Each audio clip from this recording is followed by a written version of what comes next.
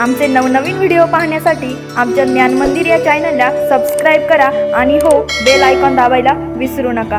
जय शिवराय। एक सर्वसामान्य शेतकरी कुटुंब होतं। दिवसभर खऱ्या अर्थानं आपल्या मेंढ्या घेऊन पुढे निघावं, मेंढ्यांच्या मागे आपल्या आयुष्याचे खऱ्या अर्थानं जीवनाचा गाडा चालवावा, आपलं कुटुंब पाठीवर घ्यावं आणि आनंदानं खऱ्या अर्थानं शेतीला काळ्या आईला विठुराया समजून आपला प्रपंच पुढं पुढं न्यावा ही अंतकरणातली भावना जोपासत होतं। अरे नवरा बायको आणि पाहता पाहता त्यांची एकुलती एक लेक असा तिघांचा छोटासा गुंडस परिवार। पावसाळ्याचे दिवस निघून गेले होते, थंडीचे दिवस सरत होते आणि पाहता पाहता दुष्काळाच्या छटा आता हळूहळू मातीवरती येऊ लागल्या होत्या। पण रात्रीची वेळ असायची आणि सरकारचं खऱ्या अर्थानं पाहिलं तर लाईटीचं लोड शेडिंग म्हणजे आपल्या ग्रामीण भागाचा तो मूळ खांबच जणू काही। आणि नवरा बायको आणि त्यांच्या उगीशी 3 वर्षाचे लेकरू आनंदाने प्रपंच चालू होता।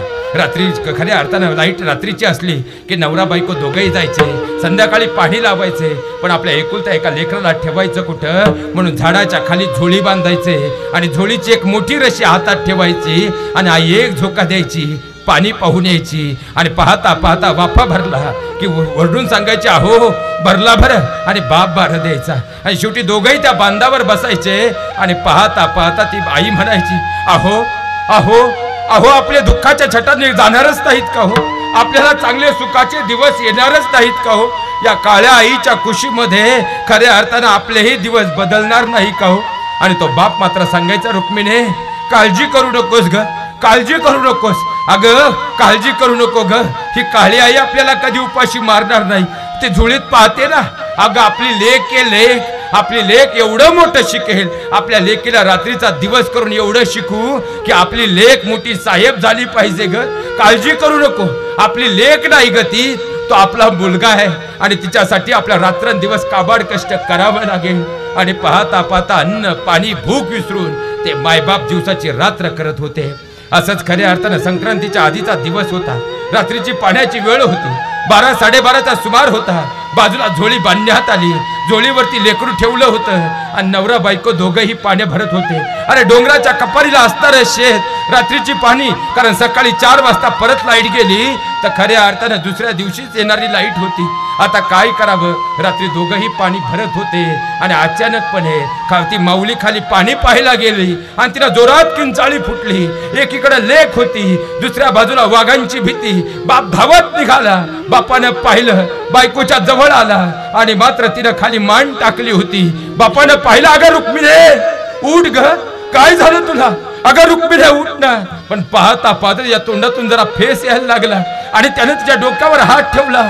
अगं रुक्मिणी माझे आई वडील लवकर गेले ग, माझ्या जगण्याचा आधार तू आणि माझी लेक आहे, अगं काय झालं तुला। पण त्याच वेळी त्या बापाचं लक्ष तिच्या पायाकडे गेलं आणि त्याला कळून चुकलं आपल्या बायकोला साप खऱ्या अर्थानं चावलाय, त्यानं दंश केलाय।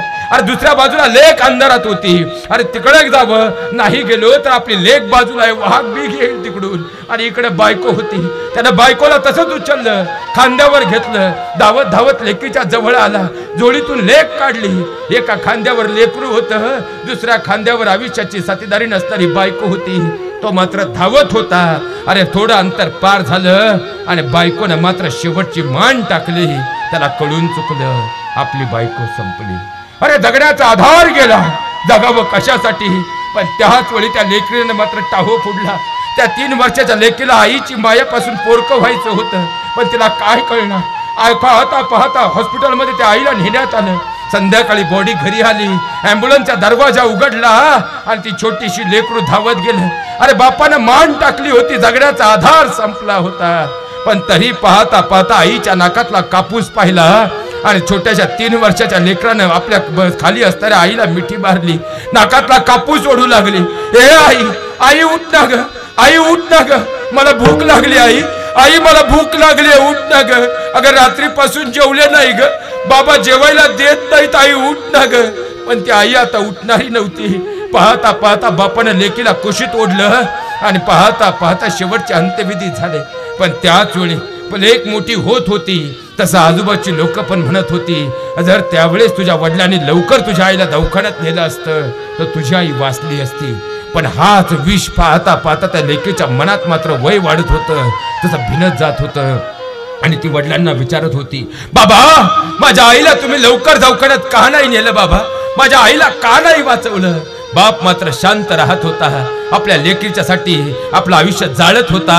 पण मुलीच्या मनात मात्र विचारांचं काहूर पेटलं होतं आणि मुलगी मात्र वारंवार विचारत होती, बाबा माझ्या आईला का नाही वाचवलं हो, का लवकर दवाखान्यात नेलं नाही. बाप मात्र शांत असायचा, बापानं कधीच उत्तर दिलं नाही. पाहता पाहता मुलगी 20 वर्षांची झाली आणि बापाची नजर मात्र लेकीवर गेली. अरे शेतकऱ्याचं जीवन कसं आहे महाराज, शेतकरी बापाचं जीवन म्हणजे कधी कधी त्याच्याकडे ऊसाचे टामॅटोचे 5-5 लाख रुपये खिशात असतात, तर कधी गावात भेटलेल्या पाहुण्याला चहा पाजायला 5 रुपये सुद्धा त्या बापाच्या खिशात नसतात. असं शेतकरी बापाचं जीवन आहे. अहो एकीकडे त्याला बाजार भावानं मारलं, दुसऱ्या बाजूला सख्या भावानं कोर्टात नेऊन मारलं, तरी तो बाप मात्र आपल्या लेकरांसाठी जगत असतो. बापाची नजर लेकीवर गेली, बापाला जाणीव झाली आपली मुलगी उपवर झाली. अरे पण आता पैसे आणावेत कुठून. बापानं आपली जमीन गहाण ठेवली, जमिनीचं मॉर्गेज केलं, पतपेढीचं कर्ज काढलं आणि सोसायटीचं बिनव्याजी कर्ज त्या बापानं काढलं. आणि पाहता पाहता चांगल्या घरामध्ये लेकीचं लग्न केलं. पण मुलीच्या मनात वडिलांबद्दल आता मनात खऱ्या अर्थानं दुःखद भाव होता की माझ्या बाबांनी माझ्या आईला वाचवलं नाही. अरे जाताना तो बाप आकंत करून रडत होता.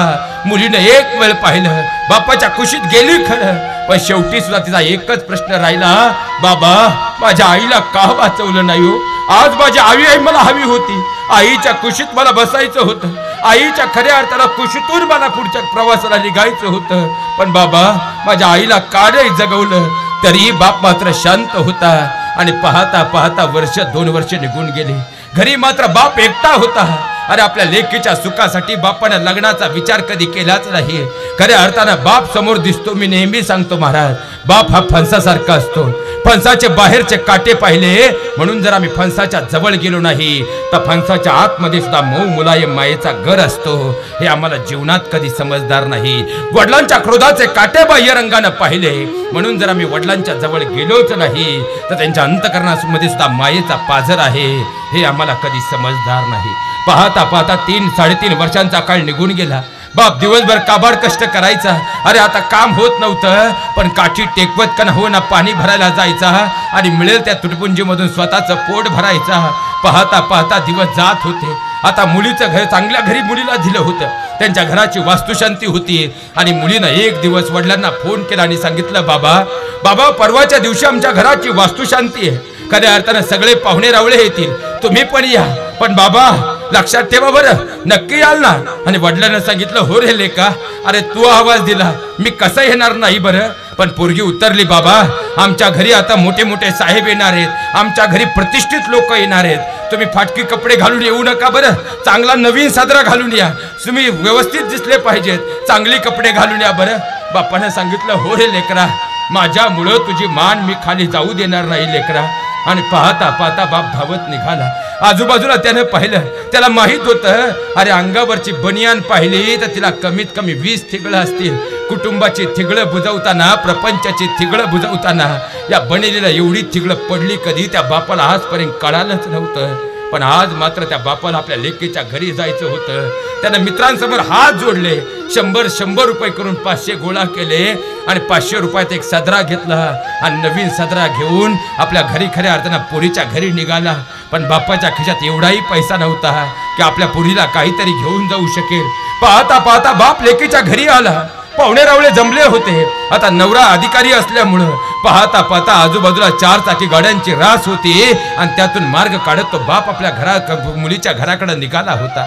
मुलीच्या समोर आला आणि मुलीनं एक वेळ वडिलांकडे पाहिलं, तिचे डोळे भरून आले आणि ती उत्तरली, बाबा अहो मी सांगितलं होतं ना तुम्हाला, चांगली कपडे घालून यायचं ना बाबा, एवढे मोठमोठे पाहुणे आले त्यांच्यासमोर मी सांगू कसं, हे माझे वडील आहे, आम्हाला काही प्रतिष्ठा आहेच की नाही हो. अहो सांगा ना बाबा, तुम्ही व्यवस्थित तरी यायचं, बाजूला व्हा आणि तिथं जाऊन बसा बरं, मी दुसरा कपडे घेऊन येते, ही कपडे घालू नका. आणि पाहता पाहता सगळे पाहुणे रावळे समोर आले. आता बापाला मात्र स्वतःला खजील वाटू लागलं, कारण चांगल्या कपड्यातली माणसं पाहिली आणि पाहता पाहता स्वतःच्या कपड्याबरोबर आता त्याच्या मनात नकारात्मकता निर्माण झाली. अरे आपल्या लेकीला खऱ्यामुळं आपल्यामुळं मान खाली जाऊ लागू नये म्हणून त्या बापानं पुन्हा पायात चप्पल घातली आणि कोणालाच न सांगता त्याचा एक एक पाऊल आता मंडपाच्या बाहेर पडू लागलं.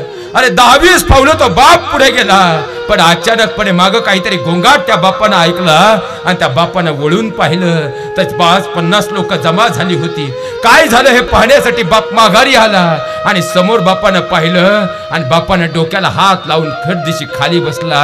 कारण पोरगी चालता चालता तिच्या पायाला सापानं दंश केला होता आणि त्याची पोरगी मात्र त्या ठिकाणी कोसळली होती. बाजूला प्रत्येक जण सांगत होता डॉक्टरांना फोन करा, लवकर फोन करा, अरे विषारी साप येतो. आणि पाहता पाहता बापानं आपल्या लेकीकडे पाहिलं, बाजूची पिशवी खाली टाकली आणि बाप लेकीच्या पायाजवळ बसला. ज्या ठिकाणी पायाला दौन झाला होता बापानं आपल्या लेकीच्या कपाळावरून हात फिरवला आणि सांगितलं, बाळा काळजी करू नको, डोळे मिटू नको बरं. बापानं आपले दोन्ही दात ज्या ठिकाणी तो सर्पदौन झाला होता त्या ठिकाणी लावले आणि जखम करून ते विष ओढायला सुरुवात केली. पाहता पाहता ते विष बाप बाहेर कहत होता आणि मुलीला काही अंशाने भानावर येत होती. बाप मात्र आता शुद्धीतून जात होता. बापाने सगळं विष स्वतःच्या तोंडाने ओढून बाजूला घेतलं आणि त्याला चक्कर येऊ लागली. घामात बाप ओलाचिंब झाला. मुलगी मात्र शुद्धीवर आली होती.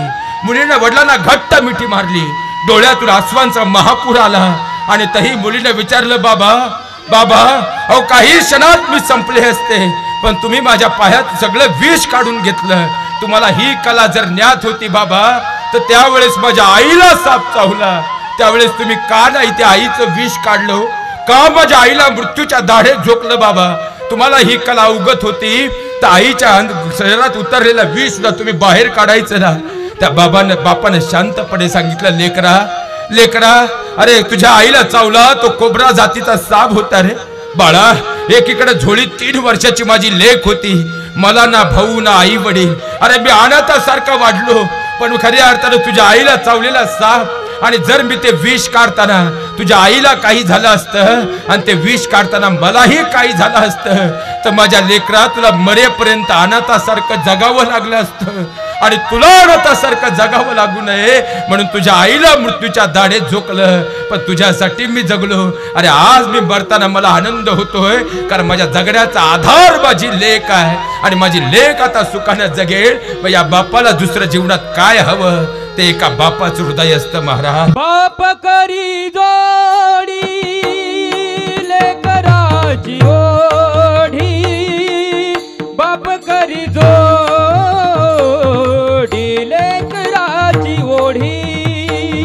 हॅलो करी जोडी लेकराची ओढी रा, बाप करी ओढी लेकराची ओढी, बाप करी जोडी लेकराची ओढी, बाप करी